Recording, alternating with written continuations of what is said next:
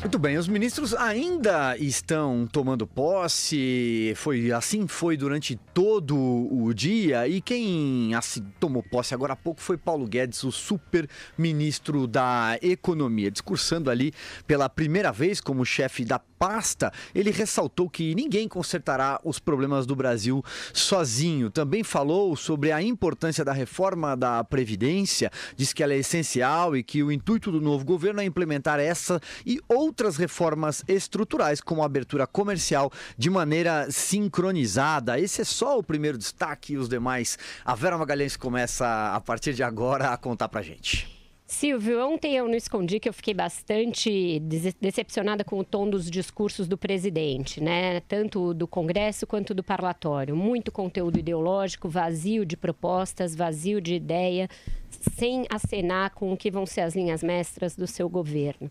Hoje eu vi que muitas análises da imprensa foram na mesma linha. Mas hoje, ao contrário, eu estou revigorada por discursos de transmissão de cargo que apontam justamente o que faltou nos discursos do Bolsonaro. Caminhos, diagnóstico preciso, metas, clareza de propósitos e um caminho virtuoso a ser seguido. O do Paulo Guedes foi um desses discursos. Na verdade, o que ele forneceu num discurso até bastante longo, no auditório da Escola do Tribunal de Contas da União, foi uma aula de liberalismo. A gente cobra, e eu sou uma liberal na economia e sou uma liberal nos costumes, para aqueles que gostam de me taxar como de esquerda. Nunca fui de esquerda, nem no tempo do movimento estudantil, não tenho este cacuete, sou de direita na economia e liberal nos costumes, daí porque talvez as pessoas estranhem um pouco. Então, o que ele deu foi uma aula de liberalismo estrito sensu, hoje, ao tratar com desassombro, sem tabu, sem economês, de forma clara, didática e precisa dos grandes problemas que estão assolando a economia do Brasil e que são, sim, um legado do PT, uma herança maldita do PT. Sem precisar partir para ideologia boba e para classificação barata, como vamos banir o socialismo ou vamos banir o politicamente correto, o Paulo Guedes foi no cerne do que é a desgraça petista, que é a economia legada por Dilma Rousseff. Ele falou claramente em fazer privatizações sem que isso vire um palavrão mistificado e demonizado pela esquerda.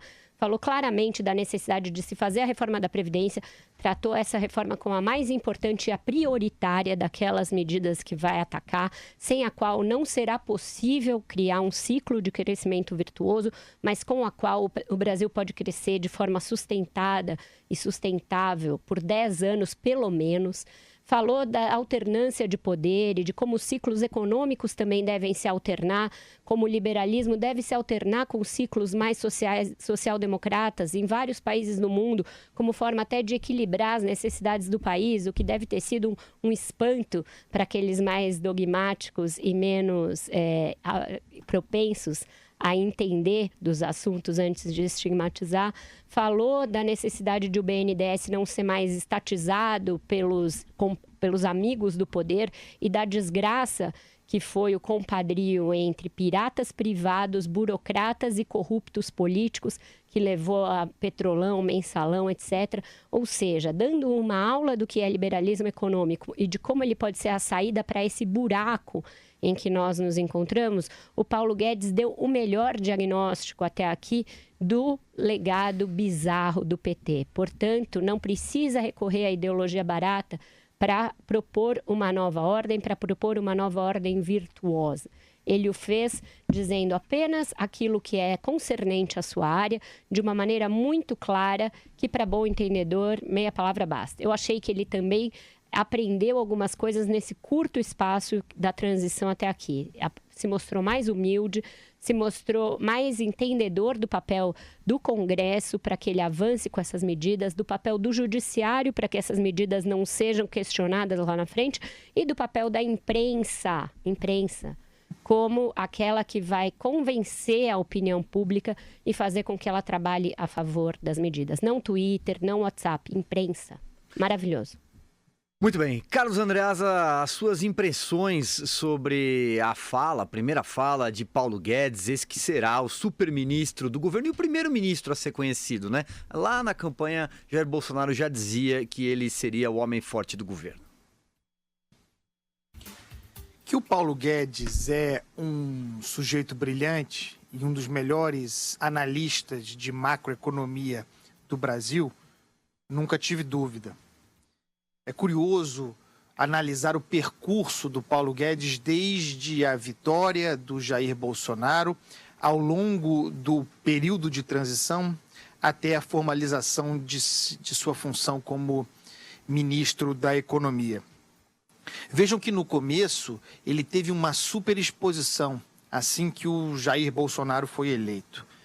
E havia uma tentativa de fritá-lo. Houve uma tentativa de fritá-lo, apresentando-o como alguém esquentado, que desconhecia o ambiente político, que não conhecia o modus operandi em Brasília, algo que foi vazado e exemplificado num embate com Eunício Oliveira sobre orçamento.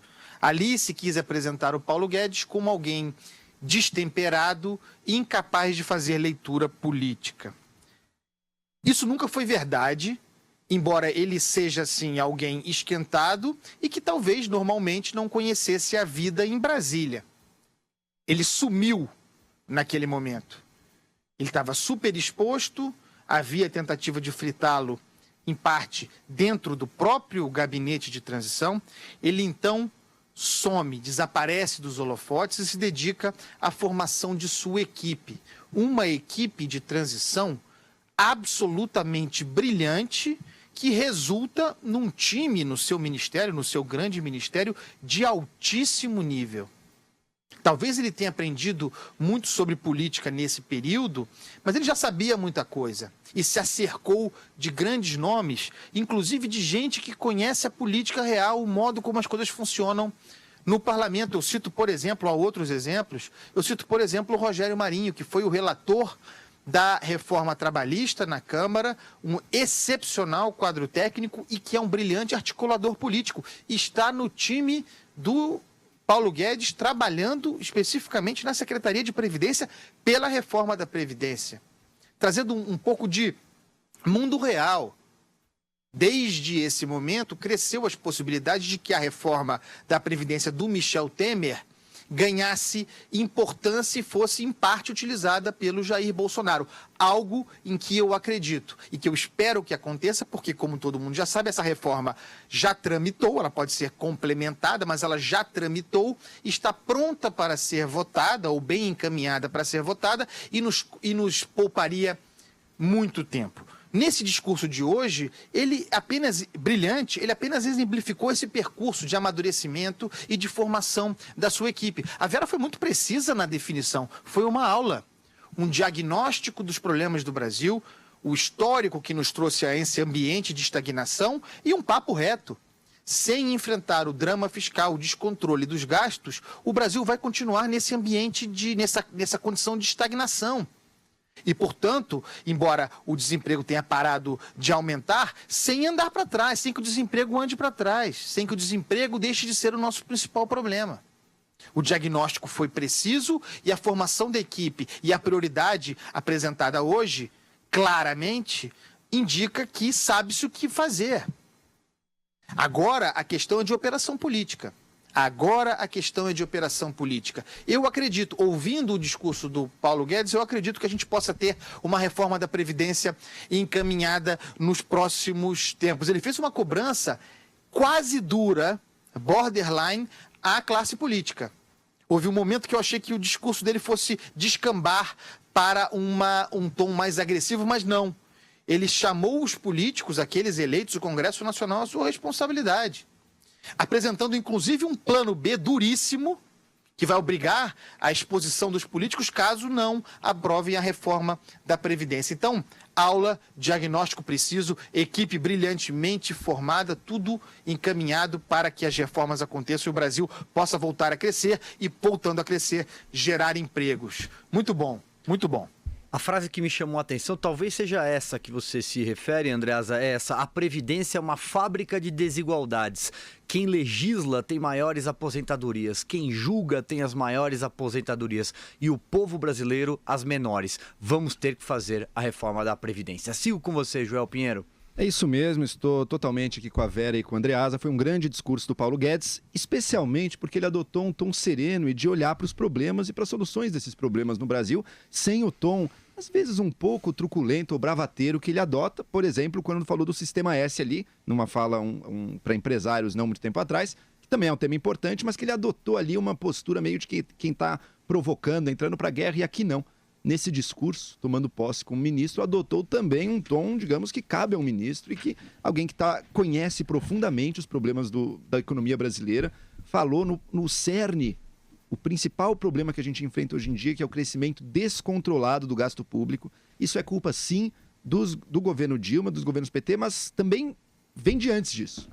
Também vem da nossa Constituição, que criou uma estrutura de gastos crescentes para o governo, no qual a parcela do gasto obrigatório do governo brasileiro não para de crescer. Hoje em dia está acima de 90%. A reforma da Previdência lida também com esse problema, porque os gastos previdenciários aí nessa conta são explosivos. Se nada for feito, é inevitável que o Estado brasileiro quebre, vá à falência, e aí a gente vai ter o drama econômico, social, tudo junto e misturado. Então a primeira prioridade dele, ele levantou isso com muita clareza, é controlar isso. E falou também de muitos outros temas que são centrais para a economia brasileira. Por exemplo, privatizações, para tornar nossa economia mais eficiente, e o que ele ressaltou também, lembrando que a empresa estatal é a oportunidade perfeita para a corrupção. Então, ao privatizar, você diminui as oportunidades, ou pelo menos a facilidade com que a corrupção acontece. A gente sabe, existe a corrupção também nas empresas privadas. O Odebrecht é privada, mas mesmo assim, a possibilidade da nomeação e do uso político das estatais potencializa esse problema, e a privatização aparece aí como uma solução. Falou na reforma tributária, que será outra prioridade, elegeu como um dos pilares dele a reforma tributária, simplificando e reduzindo impostos. A gente sabe que neste momento é muito difícil pensar em redução de impostos, mas se a economia brasileira voltar a crescer num ritmo saudável, isso pode ser considerado algo que ajuda, inclusive, o crescimento futuro da economia. Falou também em coisas como uma reforma trabalhista, falou de ter até aquela carteira verde e amarela que vai liberar o trabalhador da CLT. Não sei se isso é tão fácil de ser feito, mas enfim, identificando também que as leis trabalhistas brasileiras, bastante engessadas, já melhoraram um pouco, graças ao governo Temer, mas ainda bastante engessadas, criam problemas, criam dificuldade para integrar pessoas no mercado de trabalho, para integrar pessoas no mercado formal. E, portanto, a gente precisa pensar nisso, olhar para isso e resolver esses problemas. Por fim, eu citaria uma coisa: ele foi muito maduro, em que ele fez uma distinção. Ele disse, olha, a gente foi governado por sociais-democratas há muito tempo. A Vera acabou, inclusive, de mencionar isso. Agora temos liberais-democratas. Ele falou, o pensamento liberal-democrata. E não é que um exclua totalmente o outro, mas é que você tem muito tempo só um tipo de pensamento, você acaba criando problemas que precisam ser solucionados pelo outro. Então, faltou um pensamento liberal dentro do Estado brasileiro por muito tempo. E agora é esse pensamento justamente que pode lidar com os problemas que foram crescendo aí sob os governos social-democratas.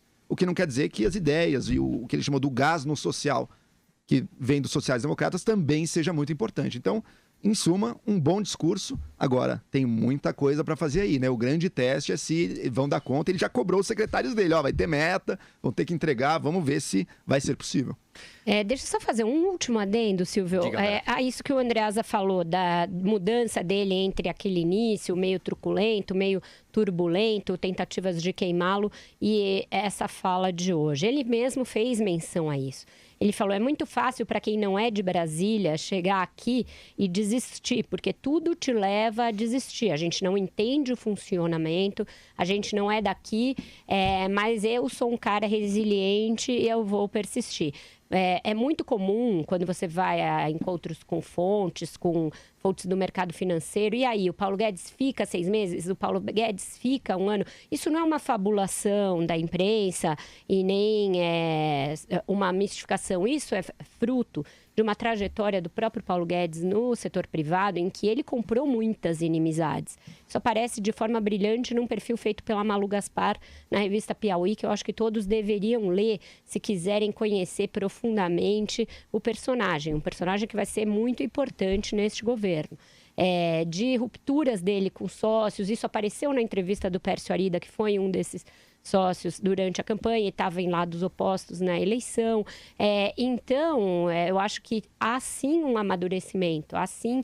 Eu acho que não é que não houvesse antes os riscos que eram apontados, de que ele se queimasse a largada, não soubesse fazer articulação política, mas eu acho que o que aconteceu é que ele mesmo percebeu esses riscos e está tratando de fazer ajustes ali no próprio discurso, na própria ação. Acho que isso é importante para quem chega ao poder pela primeira vez.